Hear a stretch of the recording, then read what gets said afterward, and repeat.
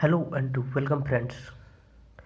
आज हम लोग देखेंगे डी मोवियर्स थ्योरम का प्रयोग हम लोग किस तरह से करते हैं, ठीक है ना, किसी भी क्वेश्चन में, ठीक है। और दूसरा कि हम लोग कोई भी एक कॉम्प्लेक्स नंबर दे दिया है तो हम उसको डी मोवियर्स के फॉर्म में किस तरह से लिखेंगे उसके बारे में चर्चा करेंगे, ठीक है। तो कॉम्प्लेक्स नंबर आप जानते हैं तो इस फॉर्म में लिखा रहता है ए प्लस आई बी के फॉर्म में लिखा रहता है, ठीक है ना। तो इसको ज्योमेट्रिकली हम लोग रिप्रेजेंट करते हैं कैसे कि ये पॉइंट ले लिए उसको ए बी के फॉर्म में दिखा सकते हैं और ये आपका मैग्नीट्यूड को दिखाता था, ठीक है ना। मतलब यहाँ से इसके बीच के डिस्टेंस को दिखाता है। आप देख सकते हैं यहाँ से ये कितना है ए, यहाँ से ये कितना है बी, ठीक है ना, बी। तो देखिए यही वाला पॉइंट को लिख दिए हैं ए बी, है ना।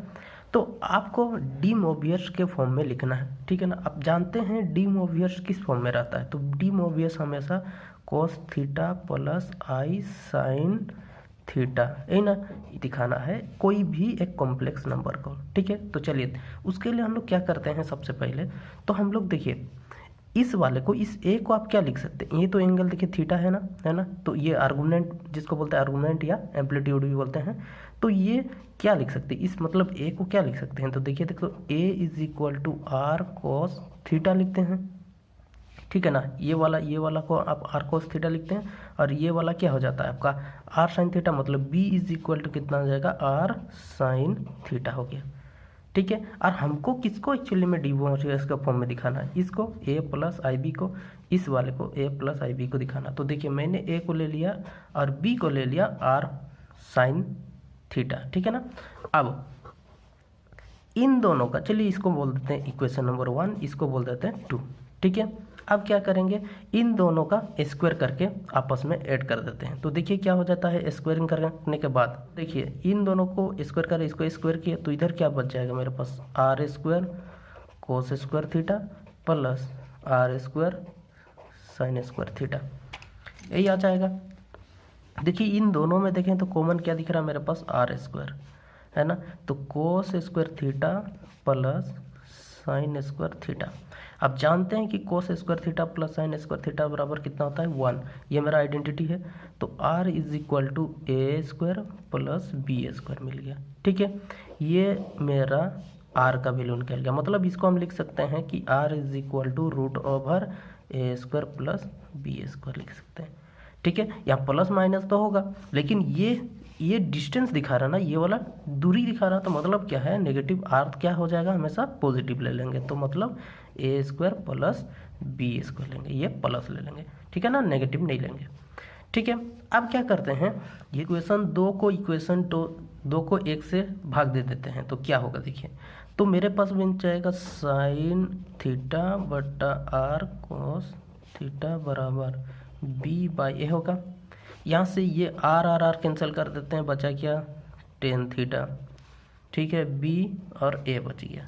तो मतलब थीटा इज इक्वल टू मेरे पास कितना आ गया, तो टेन इनवर्स बी बाई ए आ गया। तो देखिए आपका अननोन क्या था, आर अननोन था, ठीक है, थीटा अननोन था, तो मेरे को आर मिल गया। आर मिल गया कितना, ये root over A square plus B square मिल गया। थीटा कितना मिला भाई, तो थीटा मिल गया मेरा टेन इनवर्स बी बाई ए, ठीक है, ये मिल गया। और आपका जो दिया गया कॉम्प्लेक्स नंबर किस फॉर्म में है, ए प्लस आई बी के फॉर्म में है ना। तो इस वाले को क्या हम लोग ऐसे लिख सकते हैं, ए के जगह पर क्या लिखेंगे भाई आर कोस थीटा प्लस आई हो गया। अब बी का क्या है, तो बी का है आर साइन थीटा, ठीक है। अब यहाँ से आप देख सकते हैं तो आर कॉमन, क्या बचा कोस theta plus I sine theta हो गया, किसका भाई, तो ए प्लस आई बी हो गया। तो ये है आपका डी मोवियस का हो गया, ये जनरल फॉर्म हो गया, आप देख सकते हैं। तो इस वाले को हम लोग जनरल फॉर्म में इस तरह से लिख सकते हैं, theta plus 2n pi plus I sine theta plus 2n pi, यही लिख सकते हैं, ठीक है। जनरल फॉर्म में क्या है गया, इन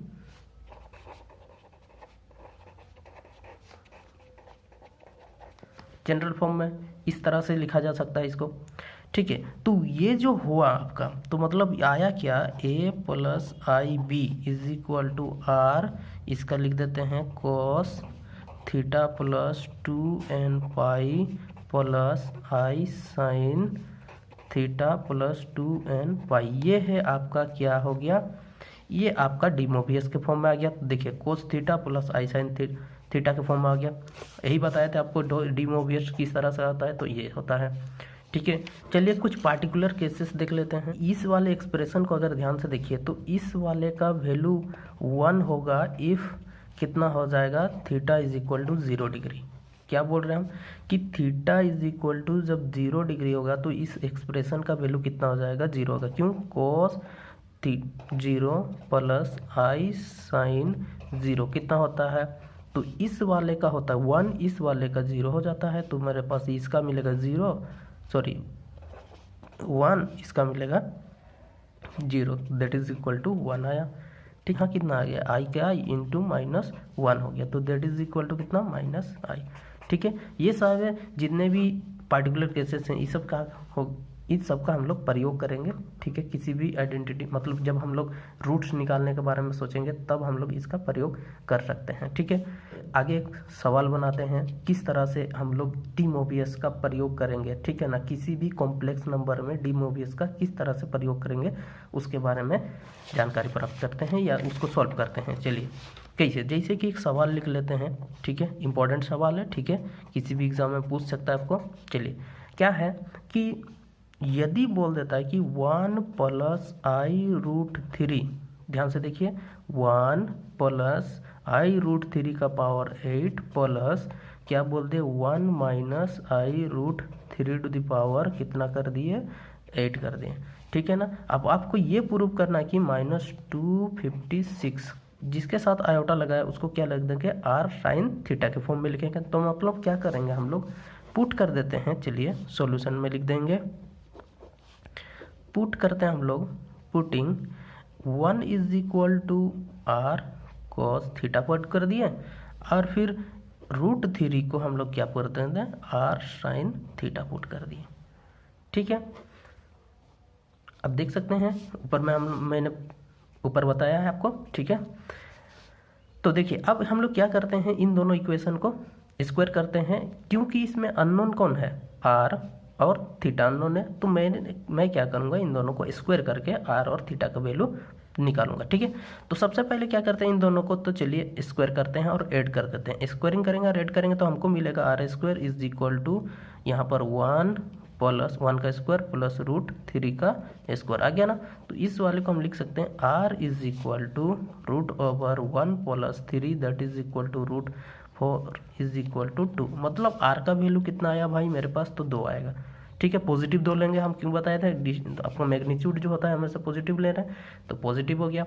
अब थीटा कितना आएगा, तो थीटा आएगा देखिए, तो यहाँ 10 इनवर्स कितना आ जाएगा, √3/1 यही ना आएगा। ध्यान से देखिए, इसको इस वाले को इससे भाग देते थे। ठीक है, तो कितना आ गया मेरे पास, तो 10 इनवर्स √3। अब कितना डिग्री का 10 कितना डिग्री का वैल्यू √3 होता है, तो मेरे पास जानते हैं π/3 मतलब 60 डिग्री। तो थीटा का वैल्यू कितना आ गया भाई, π/। नाउ वी कैन राइट, तो हम लोग अभी क्या लिख सकते हैं कि 1 प्लस √3 इज इक्वल टू, इसका कितना लिए आर कोस थीटा और इसका कितना ले लिए प्लस आई है, आयोटा है, तो iota I R sine theta. ठीक है, तो यहाँ से कॉमन कर देते हैं आर, बचा क्या मेरे पास cos theta plus iota sine theta. ठीक है, दूसरा वाला expression 1 minus iota √3 is equal to, इसको लिख देंगे आर कोस थीटा। ठीक है, इसको आर कोस थीटा लिख दिए, बचा क्या भाई, तो मेरे पास बच गया यहाँ पर minus iota R sine theta. अब क्या करेंगे, यहाँ से कॉमन कर देते हैं आर को, बचा क्या, तो मेरे पास गया कोस थीटा माइनस आई साइन थीटा मतलब आयोटा साइन थीटा हो गया। ये वाला मेरा इतना निकल गया।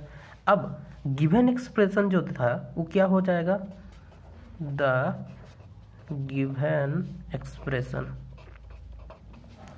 दिया गया एक्सप्रेशन किस फॉर्म में है भाई, तो उसको लिख देते हैं 1 प्लस आयोटा √3 प्लस, है ना, यहाँ क्या दिया है आपका, तो प्लस दिया है 1 माइनस आयोटा √3, अच्छा पावर 8 है, इसका पावर भी 8 है।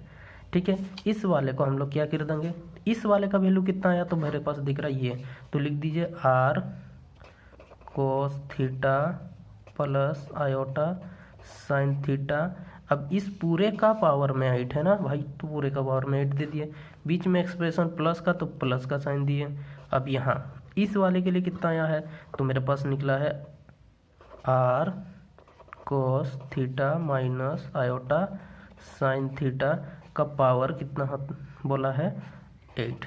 ठीक है, अब जानते हैं डी मोबियस थ्योरम। आप अगर नहीं पता है तो आप मेरा डिस्क्रिप्शन में लिंक दिया गया है, आप जा करके वीडियो को देख सकते हैं डी मोबियस किस तरह से प्रूव करते हैं और क्या क्या होता है डी मोबियस। ठीक है, तो डी मोबियस का हम लोग अप्लाई करेंगे।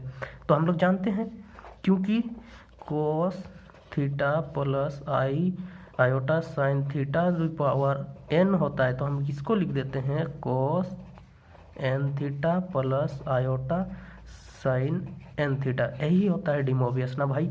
तो ये डी मोबियस है ना, किससे, तो from D Mobius, from D Mobius से।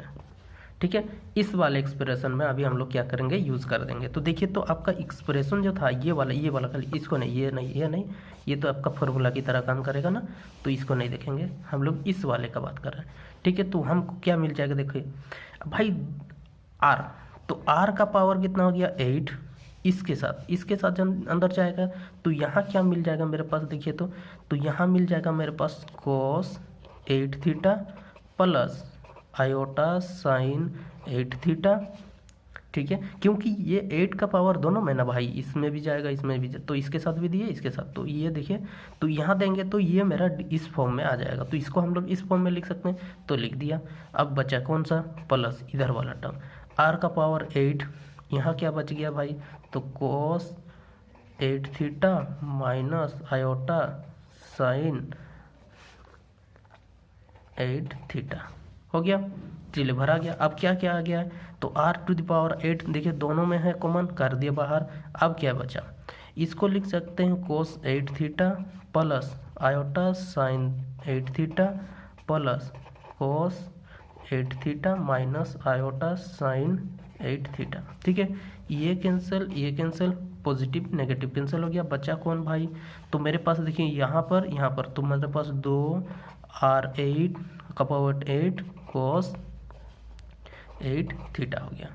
अब चलिए आर और थीटा के वैल्यू को रिप्लेस कीजिए, देखिए आर का पावर कितना है 2, 8 हो गया, मतलब आर कितना था 2, तो 2 का पावर 8 हो गया, इंटू कॉस 8 इंटू कितना देंगे भाई, तो थीटा का वैल्यू कितना आया था, तो मेरे पास π/3।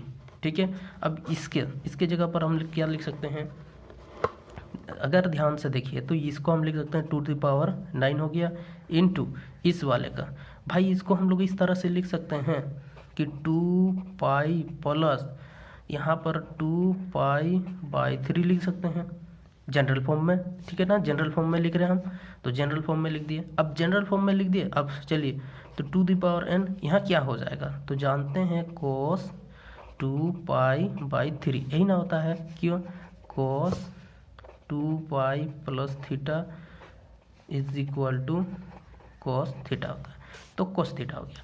अब ये देख सकते हैं कोस 2π/3 का वैल्यू कितना आता है, तो माइनस।